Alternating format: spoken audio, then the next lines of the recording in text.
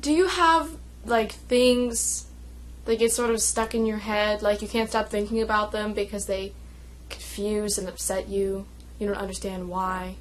You're just, like, taking a shower, or trying to sleep, or trying to study, or in class in general, or at work, and you're just thinking about it all of a sudden, and you can't think about anything else because you're just so confused. Well, if you don't, good for you. And if you do, I hope you find comfort in knowing the things that I can't stop thinking about. What is up with bobbing for apples? Why is it a part of culture? It's not a significant part of culture, but you see it in movies and TV sometimes, and there's really no explanation as to where it came from because it makes no sense. If anybody has actually bobbed for apples in real life, it couldn't have been in the past 1 to 2 centuries. Like, I've literally never seen that actually happening. I've only seen it in TV and movies. But sometimes you see it in TV and movies that is set in modern times, and I don't get it. Because where did it come from? Like, how does it exist? So typically, there's a big bucket that's full of water, and there's a bunch of apples in there. And people stick their face in and try and grab an apple with their mouth. I understand why this would be difficult, but difficult doesn't make it a good thing to make into a game. Like, it would obviously be hard, but additionally, like, I don't get the point. Like, do you bob for apples for fun? Because it seems like it wouldn't be fun at all. I haven't tried it, so I guess I don't know. Even if it is fun, most games of that sort, which are like fair and carnival games, are kind of fun and there's a prize. Well, what's the prize for bobbing for apples? Do you just get to keep the apple you get? Or is it set up like you have a time limit and you have to get as many apples as possible and you keep all those apples? You know, in modern days, you have to pay to play carnival games. Who would pay to bob for apples? It seems cheaper and less humiliating to just buy an apple / some apples. But maybe, like, back in the 1800s, it was really expensive and difficult to come across apples, and so bobbing for apples... But then, wait, who was making this happen? Like, who was sponsoring the apple bobbing? Was it some rich asshole who was like, hey, let's watch some poor people dive around in a bucket for apples? Like, I don't get it. I don't understand anything. Additionally, I really don't know who would watch this. Like, obviously, there's the person doing it, but, like, is it fun to watch? Because I'm pretty sure it'd be incredibly boring. They just, like, dig around in the water with their face, and they either get an apple or they don't. I don't know. It just seems way too stupid to make any sense in modern culture. Why do I keep hearing about it, but why have I never seen it? How does it even work? This is why this frustrates me. Do you see what we're dealing with here? The second one starts with a story. Once upon a time, I was at my doctor's office, and when I say doctor, I mean pediatrician, because I still see my pediatrician. Fight me about it. I don't have time to deal with the insurance and move around. I know where they are and whatever. They're fine. I get a lollipop. I don't really care. At this office, they're always playing, like, kids' movies to amuse the chitlins running about, I guess. And this time that I was there, I don't know what movie they were playing, but it was, like, the trailers before the movie on the DVD. And there was a trailer for the movie Planes, which is apparently, like, cars, but planes. But so I was watching this trailer against my own will, and I recognized the song from it. And it took me a little while to figure out exactly what song it was, but I recognized it instantly.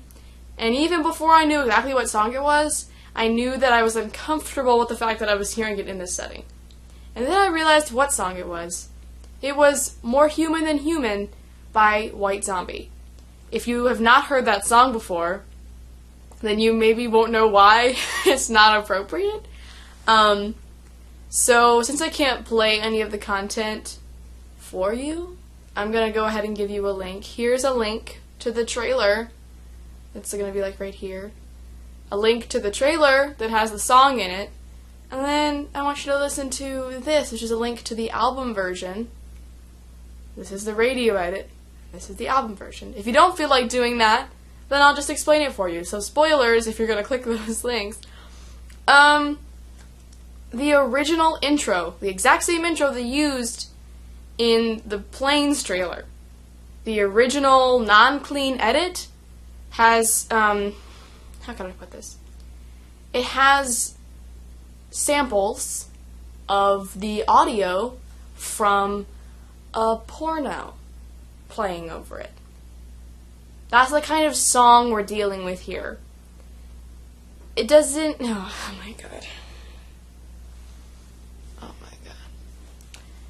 Every time I think about this, I just get so confused. Because, like, they chose that. They chose to use that song. People know that song. It was nominated for a Grammy. Like, people know about this song.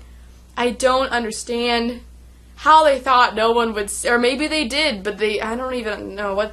What's the point of this? A long time ago, Christopher Columbus went on some voyages. He didn't discover anything, but boy did he sell some kids into sex slavery. Yeah, happy Columbus Day. He did not land in America. He did not land in India. And yet, Native Americans are still called American Indians. That's the legal term for Native Americans.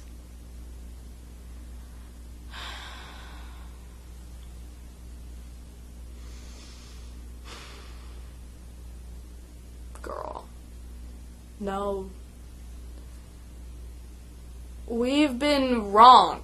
Just completely wrong. By choice. For no good reason.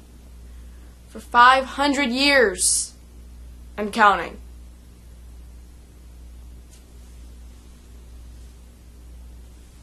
Oh my god. Oh girl. Oh girl. Not only have I been asked to clarify by professionals in my field if Indian indicates from India or Native American, and unfortunately I'm not allowed to reply the one that makes any sense, but also I have encountered the term Asian Indian, which is supposed to clarify by indicating that people from India are from India, and also from Asia. Girl. And that wasn't just like in some Daily Mail article, okay? This was in a research article, like a research journal article that professionals create and read. Isn't this great? As far as we're aware, for all of recorded history, Egypt has been in Africa. And yet, we're still bent on thinking of and depicting Egyptians as anywhere from kinda ethnic to full-blown white people. Admittedly, the full-blown white people is kind of a thing of the past. Oh wait, no it's not. Just kidding. These people are super white. Fun fact, I actually saw Gods of Egypt, like the whole thing. It's hilariously terrible. 10 out of 10 would recommend. One thing I do find rather interesting about Gods of Egypt is that it features a main character list of entirely white people, but there's also one minor black character, as well as a bunch of black extras. And I can't decide if it's more patronizing to set a movie in, like, pre-boat Africa. There was no immigration going on. They're just African. That has, like, all white people, or that has a mix to show that, like, somewhere deep down, you know that they're black. But you just couldn't bring yourself to make any of the important people black. And when I say that the minor character in Gods of Egypt was black, I mean minor. He was not important at all. But then again, nobody really was important because the plot was dumb, but that's a whole other thing. He only really qualifies because he technically serves some sort of interest in the plot, and he's the only black person in the movie with lines, as far as I remember.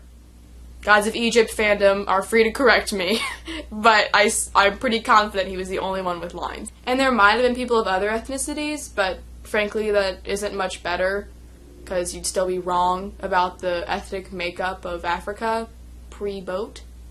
I mean, they had boats. They were like river boats. They weren't like cross the ocean and immigrate peacefully boats. I don't know how there's not any mixing of the races at the time. It's just all black. Full blown. Not tan. Not white. Black. And lastly, orcas are so perfect. They've been about the same for about 9 to 11 million years. They're so perfect. They're so good. Well, actually, they're so good at killing other things. But, hey, that's a way to be good. Although, to be frank, they could stand to evolve some legs so they could, like, jog out of SeaWorld. Oh my god, can you imagine that if you're just, like, chilling at SeaWorld, watching their little demonstration, hearing the lady talk about how they can pee on command, and then Shamu the Fifth or whatever just pops up, legs. I'm out of here. Bye. I'm out. It's over. See you at the gift shop. And that's the new thing I'm going to be thinking about, is what orcas would look like if they had legs, and also how quickly they would destroy all of us. You know, I always dreamed of being a big YouTuber, you know, and someday, if I ever am, I'm going to have my merch, right? You know, gotta have merch. And my shirts are going to say, orcas with legs, they'll bury us all. Thanks so much for watching. I hope you enjoyed this terrifying glimpse into my mind. It's terrible. If you enjoyed this video, not sure why you would, but if you did, feel free to leave a like, maybe subscribe if you want more of this terrifying content. Let me know in the comments if this freaked you out. Or if you have other things that, like, just fill your brain, you think about all the time, and you're like, why? Why? If you want to watch more of my videos, all I have right now is music, but over here, I'm going to put the playlist of all my covers, and over here, I'm going to put the playlist of all my originals. So that's a little diversity for you. Pretty exciting. Pretty good stuff. You want to click one? I'll just hang out here while you think about clicking. Are you sure? I mean, if you're here this long, you should probably click out of common courtesy. And I'll know if you didn't, by the way. So I think I'd just click if I were you, because it'd be so embarrassing if you didn't. While I'm waiting on your clicking, meet one of my stuffed animals. This is a beluga whale that I ironically actually did buy at SeaWorld, but it was a long time ago, so I'm not problematic. This is a beluga whale, and her name is John Belugi. Pretty good, right? I thought it was a guy when I got it, but then I found out it was a woman. Here's a weird thing. Here's a weird thing I also think about a lot. A bonus one for all the people that stayed super long. John Belugi is filled with, like, cotton, well, it's not cotton, it's probably like polyester, but like polyfill, you know, like squishy, normal, stuffed animal stuff. But here in the area that is right here, hear that? Beans, that's beans. Why would you put beans here and polyfill everywhere else? It makes me a little anxious about why here. So I've decided that John Belugi is actually a woman, and this is her uterus. So I'm glad we figured that one out. Also, here's her blowhole. Pretty good stuff, right? That's what confuses me so much. Like, these are pretty anatomically correct. So why the beans? What purpose do the beans serve? I have a lot of questions. I have a lot of questions for you, SeaWorld. Forget all this, you know, shady animal business. Let's talk about the beans. Next merch item. Hey SeaWorld, let's talk about the beans. Man, these slogans just write themselves. YouTube starting, here we come.